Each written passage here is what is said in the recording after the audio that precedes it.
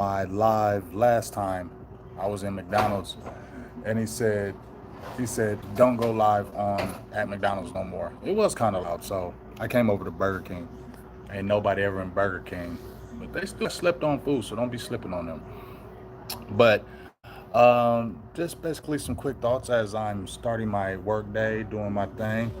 Just want to have some quick thoughts on the upcoming preseason game against the Jacksonville Jaguars. This is Big Game James. Early morning thoughts. So, obviously, my quick thoughts on this game. What's up, T Smooth TV? As there's only three preseason games, I remember when it used to be five back in the day. Now it's cut down to three, and we're jumping in the season. So, on the offensive side of the ball, obviously, I ain't looking at the quarterbacks. I think Cooper Rush proved, we'll see what Greer does. Warren Duncan was good with you. I'm not tripping on Cooper Rush. I think he's okay. I think we're good. We're good at Cooper Rush. He proved his mettle. Uh, sorry, he proved his mettle this past year. But what I am really going to be looking at in these three preseason games, especially Jacksonville, is the run game. Offensive line, obviously, but the run game. Tony Pollard, ain't nobody worried about Tony Pollard. He's going to be good, but the guys behind him. I don't know. I don't really know if Ronald Jones is going to be a guy here with the Cowboys. He's already been suspended for 2 games. We understood why it was. It wasn't steroids. He says it was because I believe with heart medication or something like that. I didn't get to the in depths of it.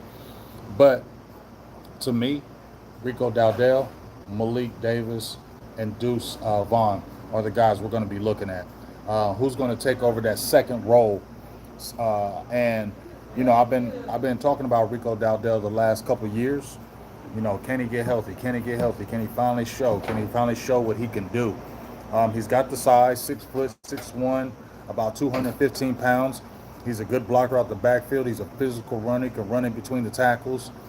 He's got pretty good speed, but and this is the year. I mean, I think he's been with the program 4 years now, and he's got to be able to be healthy. Because if not, I think this might be the end of the Rico Dowdell era if he gets hurt again and is out for any significant amount of time. So we need to really see what Rico Dowdell can do in game format. In 3 games of preseason, they need to play a lot of him. Malik Davis, I like Malik Davis. I liked him last year. We saw last year how he came in, was a physical runner in between the tackles. Not super fast, but he had enough juice. We'll see how he picks up the blitz pickup. But high hopes for him. So I feel like we're going to be okay on the run game, and then obviously Deuce Vaughn. He's the X factor. I said he's going to be an X factor this year with Turpin, Cooks, and Pollard. As far as our speed, shiftiness, that he's going to really add to the table. So I really want to see what Deuce Vaughn is going to do, especially in the pro game. We saw what he did in college. People underestimated him in college, and we saw what he did. Now we want to be able to see him in a role of NFL, and can he really take that leap into the NFL with the size?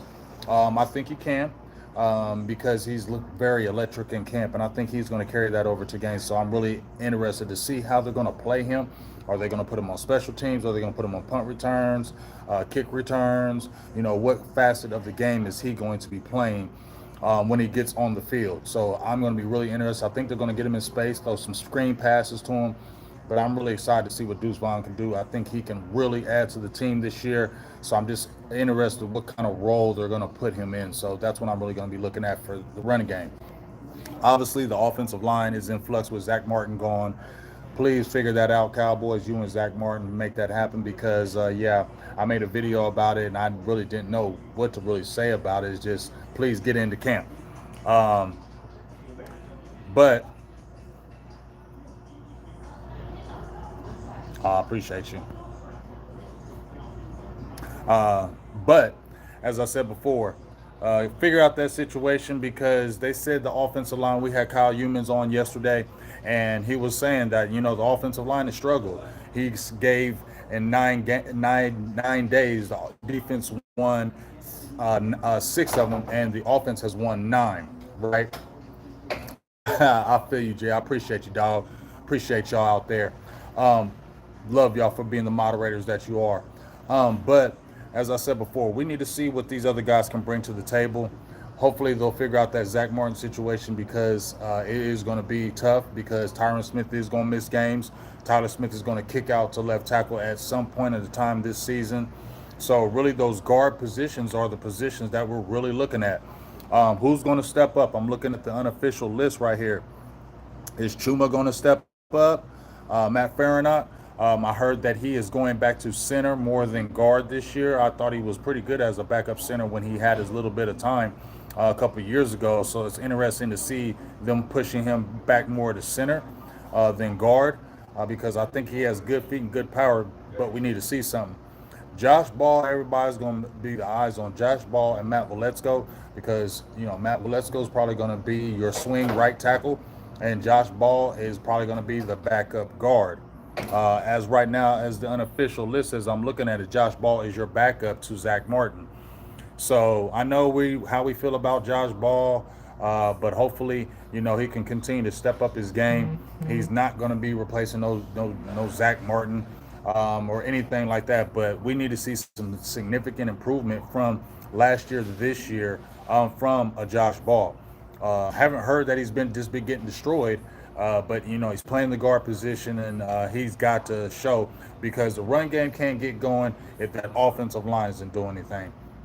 Obviously, also when we had Kyle Humans on yesterday, he mentioned Asim Richards, the rookie out of North Carolina, and then T.J. Bass, the undrafted rookie from Oregon. Those are other two guys that I'm going to be looking at to see, what they really offer to the table. Who's going to really take up these backup spots for these guard positions. Because obviously Tyler Smith is going to be that guy at left guard. He's going to be dominant, whether it's left tackle, left guard. He's going to be that guy. What's up, everybody? What's up, Common Sense? But I really want to see what T.J. Bass, Asim Richards. These guys weren't high picks, and it's going to go back to, man, why didn't we draft the offensive lineman in the second round? Because one thing you have to do when you're drafting, every year you always have to replenish the line. That's the main thing you have to do every single year, whether it's the defensive line or the offensive line. You have to replenish that every single year with picks. We'll talk quick about Shoemaker, but that's why I think the Shoemaker pick is just glaring because we're hearing about John Stevens going crazy at camp, and he's a tight end, 6'6", big guy, long. He's doing his thing, and he could have slid in as the fourth guy with McEwen, with Henney, with Ferguson, and you could have drafted that offensive lineman. But I'm crying over spilled milk because what's done is done. But that's why that pick stands out like a sore thumb because you always want to replenish the offensive line, and you're not going after tight ends in those high rounds, especially when you already have them. So, we'll see about that, how that goes. But those are the guys I'm looking at. T.J. Bass, Asim Richards, Josh Ball, Matt Waletzko, and even Farinaut as the backup center because they talking about them. What's up, Queen? How you doing today? Salutes to you and salutes to everybody that's in the chat. I really appreciate y'all in this early morning edition of Big Game James. So those four names, T.J. Bass, Asim Richards, Waletzko, and Josh Ball. Farinaut, a little bit at the center, but I think he'll be capable. But we really need to see what those guys can do at them guard positions and backup tackle positions because you got to have depth. There's injuries that will happen during the season, and these guys got to be able to ready step up and step in and be able to play because, the Eagles they won the division last year, and we're going to have a good offensive line. So these 3 games have to be productive for this offensive line. Now, we also talked with Kyle Humans and saying, hey, this defense could be so good, it's just putting this offensive line in fits, and when they actually play against other teams, they may be better than it looks. So that's what I'm hoping, that this defense is just so good. It's coming in waves, and it's going to be that type of dominant defense that is just making that offensive line look bad. But when we play other teams, it might be actually good. That competition that defensive line is putting on that offensive line, though, is going to be good for that offensive line because you're not going against bums, right? You're going against guys that are actually going to make you better, or you don't get better, you're going to get blown out. So, for sure. King Trill was good with you. Yes, pray for Law as well. But jumping into the tight ends, obviously we want to see we want to see Shoemaker. He's going to get some tick. I mean, he's going to be in the rotation because he's a second round pick. So, the Cowboys are going to push him in there. You're a second round pick, they're going to push you in there. So, hopefully, that, he gets acclimated. He finally got on the practice field, he caught some passes. Hopefully, we can see something in his game in these three preseason games that'll, make you feel a little better about not picking an offensive lineman in that second round. My eyes are going to be on him, but really, what is Hendershot looking in his second year? Ferguson looking at in his second year? The tight end room is going to be okay. When we're jumping on the defensive side of the ball, I really haven't. I'm not. The defense is cool. You feel me? Everybody's going to need some looks, but if I'm going to talk about anybody on the defense, I don't know how much Sam Williams is going to get ticked, but I don't really think he needs a lot of preseason to go crazy, in my opinion. You know what I mean? But I still, if he can get a little bit of time in this preseason, I want to watch him, and especially, off the edge, if he's starting anything like that, I want to see what the Sam Williams effects, because I said before, if Sam Williams comes in and is dominant, gets 10 sacks this year or more, this defense, which we already thought was going to be good, is going to be crazy. I love Dante Fowler. You got Dorrance Armstrong, DeMarcus Lawrence, all those guys. But my guy, Sam Williams, is somebody I'm going to be looking at as well. Mozzie Smith may not play because he's got tendonitis in his knee, so he may be held out as a precautionary. Please get better, because we're going to need you, because they're talking about playing Mozzie at the zero to see if he could hold down the run. That's something that they're going to be looking at. I mean, that's why he was drafted. Him, Hankins, Bohanna, those guys in that rotation, stopping that run, because that's going to be huge for the Cowboys this season. But if I really want to talk about anything on the defense, is this linebacking core. That's what I really want to look at this year. Obviously, I don't know how much LVE is going to play, but the linebacking core is what I'm really looking at. A couple positions in the secondary, but linebacker is what I'm really looking at. The Devin Harper, the Demarion Overshown, the Malik Jefferson. Who else we got out there? Damone Clark. These are the guys that really going to have to take the next step, to be honest. I've been talking about a concern about the linebackers, maybe the last year and a half, about the depth. So these guys are going to have to step up. We're going to have to see. We believe that Damone Clark is going to take that next leap, that second year leap, right? We believe that, especially what they're doing with LVE and being able to allow Damone Clark to be able to play more. So they're moving LVE around, so you can see what Clark can bring to the table, right? Salute to you, Columbus Hill. What's up with you, too? But I want to see what Damone Clark. I have confidence in him, but I want to see this Devin Harper kid. He got hurt last year. Boss was kind of touting him, had him on a show last year. He's ultra aggressive. He's not a tall guy, but he does have good size, and he's very physical at the point of attack. He lays the wood, and that's what we need as a linebacker, to be able to fill those gaps and those holes. So I really want to see what. I'm not cool. I mean, I'm not hyped about LVE playing the edge. I never thought he was a pass rusher. Me and Mike White on Burgers and Blitzes talked about him, how he's better in coverage. So that experiment, that's Dan Quinn, that's cool. But me, I never just looked at. Once I saw LVE rushing the passer and how they try to use it, and it just never worked. I just don't believe it. But Devin Harper is somebody I want to see. Came Malik Jefferson, who was on the team all last year, who's got good size. He's also from the University of Texas, so you got two Texas kids on there. Can those guys step up? Demarion Overshown. I said that, this could be a redshirt year, but they're very high on him. He's got great size. He's played safety. He's played, the linebacker hybrid position. Can he really gravitate, get on that special teams and really make his mark? Because if he can come in and make his mark on special teams, I think Dan Quinn will sprinkle him in later in the year on some spot plays, pass rushes, some things like that. So Overshown is a guy that I've really been excited about. I thought it'd be a red shirt, but I think they're trying to give him some tick. So I'm really excited to see what Overshown can do. So he's really who I'm really looking at, and that linebacking core as a whole. I'm really looking to see what those guys are going to do.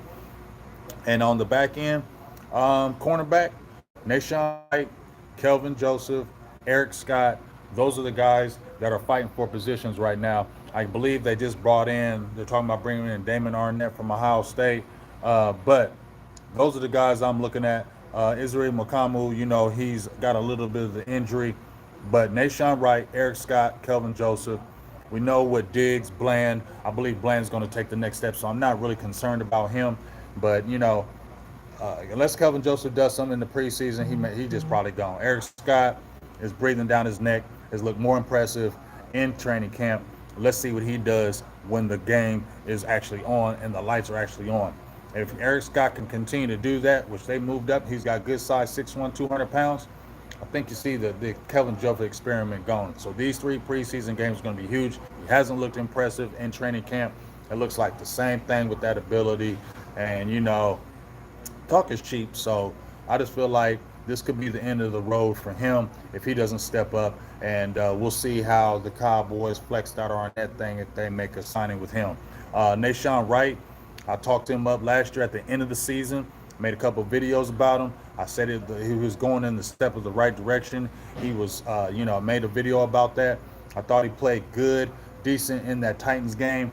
And I thought, one thing about Nashawn Wright, he always played hard. Good morning, sis. How you doing? He always played hard. He always gave full effort. I just felt like he needed to put some bulk on that frame of his and continue just to grow. And he's been, I think, a sponge to Gilmore, Diggs. He's been around those guys. It looks like he's gotten bigger, and I like his competitive edge. So I'm really excited to see what he looks like in this year now. And I think he needs to make that time. So that's what I'm really looking at. The safeties, Marquise Bell. I'm not really concerned because I think we're going to have like a lot of people will have one of the best safety cores in the league. And when people talk about kickers, I'm gonna keep it real, dog. I don't care about no kickers, man. Um, we'll see. I don't believe they're going to keep a boss man, especially. I don't believe that because of special teams. I don't believe they're going to keep a second round pick and just play special teams all year again. No, I don't believe that. I believe they will move on. I believe that's one of the reasons why they brought Arnett in to see what he's about because I feel like they're pushing past that Kelvin Joseph experiment. How you doing, Mr. Kima? What's going on? But we'll see. But I don't believe that. But as far as this kicker situation, I believe they got the Aubrey guy. But y'all need to understand, man, kickers are a dime a dozen, dog. You know, kickers, I don't never trust a kicker. I don't care if you made 20 field goals in a row, they can miss 10 in a row right after that. Kickers are a dime a dozen. So I know the kicking game is important, but you can always find a field goal kicker to be able to make a few ones. He might miss a few, but he'll make some. So I'm not going to be overly concerned about the kicking game because I can't never trust a kicker. And unless you're the top guy who, Tucker or whatever his name is, ain't nobody else out there that's this booming kicks every single time. So I don't trust a kicker. I never will trust a kicker. You can get a kicker anywhere and it can make it happen. So I ain't concerned about that too much. We'll see. But as I said before, we'll see, Jay. We'll see. Um, but hey, neither is Kelvin Joseph. So, there's a toss off with that. So we'll see. But that's just my quick thoughts. The receiver position. Totally forgot the receiver position. Let me get off with that. The receiver position, Turpin in live action as a receiver. That's what I want to see. We saw he's going to make it as a returner, but we've seen him actually get sprinkled in finally and in pass plays. So how does he look as a receiver? That's what I'm going to be watching. And then obviously we've all been talking about it. Simi Fehoko, Jalen Brooks. Me personally, I'm over the Simi Fehoko, whatever you want to call it, the audition. This is third year. Same things are still happening. I'm over it. I thought, you know what, maybe this might be the year because so many people have been talking him up. But all I need to see is him still dropping the same passes, still doing the same things he's been doing for the last couple of years, still getting knickknacks or injuries. Nah, I'm not trying to just move on from him, but I am. I like what that Jalen Brooks is bringing to the table. I love it. He's catching everything. He's a big receiver as well. He's 6'2", 205. He was drafted in the 7th round, and Simi was drafted in the 5th. So there's never a guarantee for anything past a 4th rounder anyway. And if you're not doing your job and you're a 5th round pick in your 3rd year, it's time to move on, in my opinion. It's time to let other guys go. The experiment to me would be over, and I feel like the experiment is over in my heart. I really want Jalen Brooks to step up. No diss to Simi, but I just feel like other guys bring more to the table, and I want to see who takes that 6th role. And so Jalen Brooks been doing it in practice. Let's see if he can do it in these games. Because if he can do it in these games, I think we're done with the Simi Fehoko thing. And then we'll see what these other guys bring to the table. but he's got to be able to play special teams too, and I think he will because I like the way he plays. So that's just my quick thoughts on training camp and the game coming up against Jacksonville. This offensive line got to do that. These young players got to step up on that offensive line. We got to get some confidence right there because our big dogs are out. That linebacking core, who's going to step up after Damone Clark and LVE? We know Parsons, but who's going to take that role right there? So those are the real offensive line. Who's going to be that running back behind Tony Pollard? Who's going to be the sixth receiver, and who's going to step up on the O-line? So appreciate y'all. Love y'all. Tune in. Best of Enemies coming up this weekend. We're going to talk some good Philly stuff because it's been a while with me and Joe. So Best of Enemies will be back in. Make sure you check that out. I'm excited about the Best of Enemies coming back. We'll see what happens during the week. Got some other good high school interviews, but I think I'll be doing the commentary. If the game is up, I'm going to do a live commentary on the game as well. So that should be fun. So I'll check y'all out. I'll see y'all.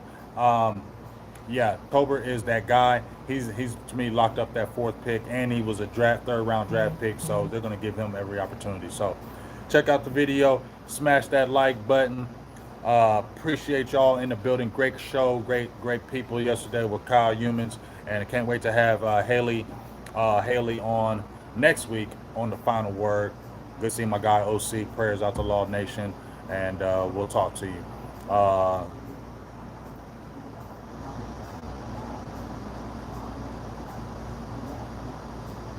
All right. So I love y'all. I'll see y'all. Big Game James. I'm out. Peace.